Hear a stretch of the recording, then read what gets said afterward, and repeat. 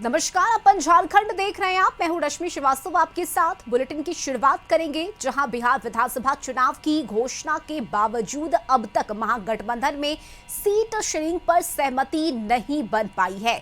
बड़ी हिस्सेदारी की जिद पर छोटे सहयोगी दल अड़े हैं और यही देरी की वजह भी लग रही है।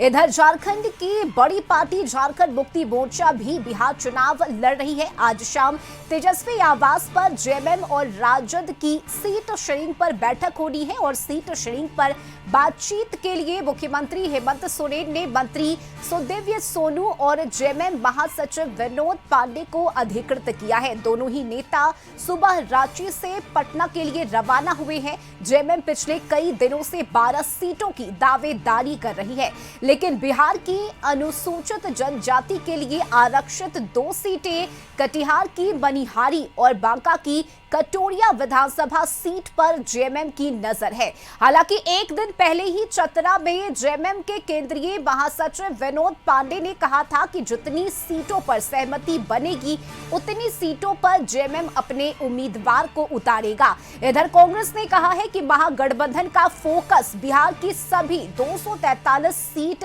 जीत पर हासिल करने की है और अपनी तो वहीं बीजेपी ने महागठबंधन पर तंज कसते हुए कहा कि अब जेएमएम की जमीनी हकीकत सामने आ जाएगी।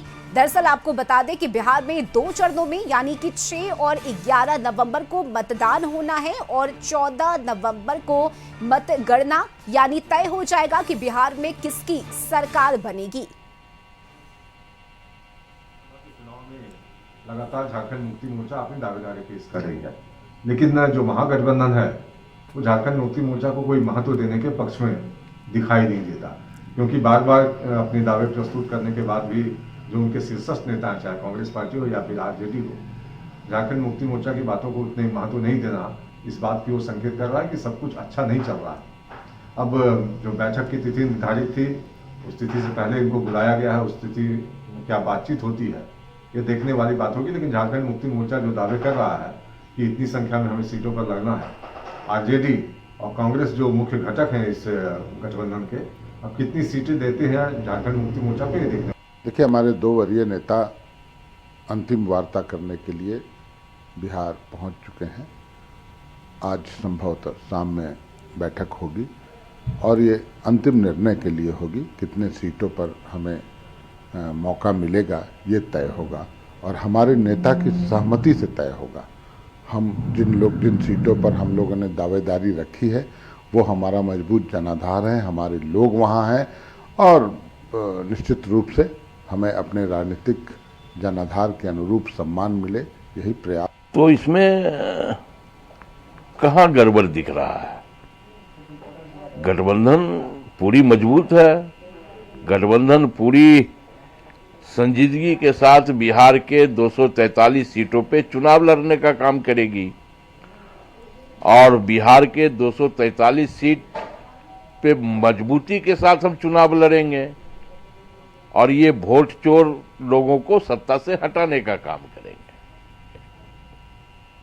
हम नया बिहार बनाने के लिए चुनाव लड़ेंगे, जिस बिहार में युवाओं की रोजगार की बात होगी, कुछ कर देंगे। और संपादक अनुराग ठाकुर इस वक्त हमारे साथ जुड़े हुए हैं।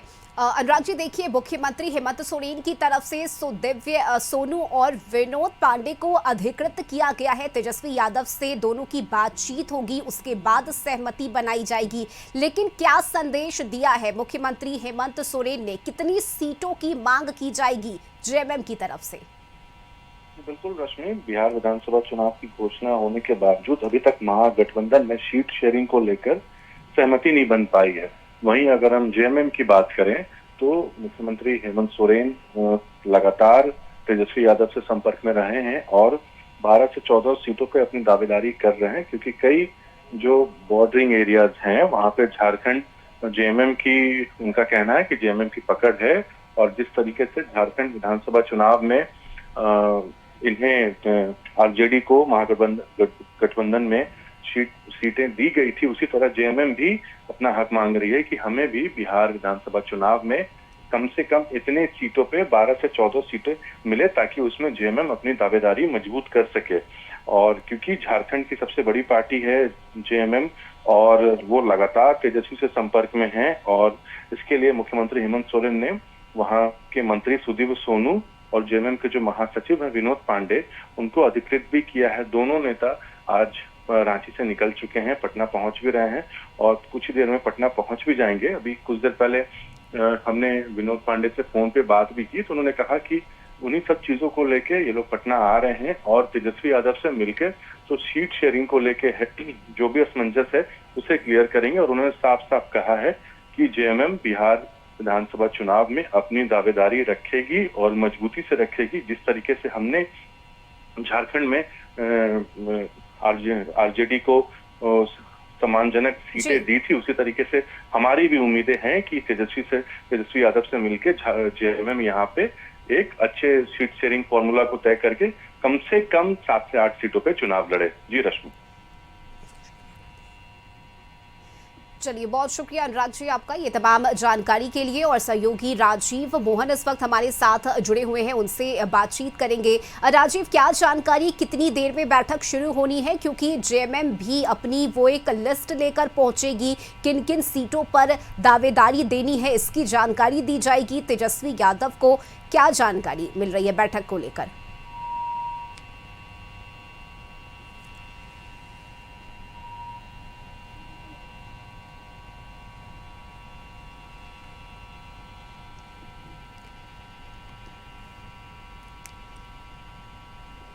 चलिए, तो सहयोगी राजीव मोहन से हम बात करेंगे, लेकिन इस बीच ये बड़ी खबर हम आपको बता रहे हैं जहां बिहार में चुनावी बिगुल बज चुका है और तारीखों का ऐलान भी हो गया है। लेकिन बड़ी बात यह है कि महागठबंधन में अब तक सीट बंटवारा नहीं हुआ है और इसी को लेकर लगातार बातचीत का सिलसिला भी जारी है। जेएमएम की दावेदारी भी इस बार सीटों को लेकर देखने को मिल रही है और राजीव मोहन हमारे साथ जुड़ गए हैं। राजीव, क्या जानकारी, कितनी देर में बैठक शुरू होगी, क्योंकि दिव्य सोनू और विनोद पांडे दोनों ही पटना के लिए रवाना हुए हैं, बैठक होनी है उनकी तेजस्वी यादव के साथ?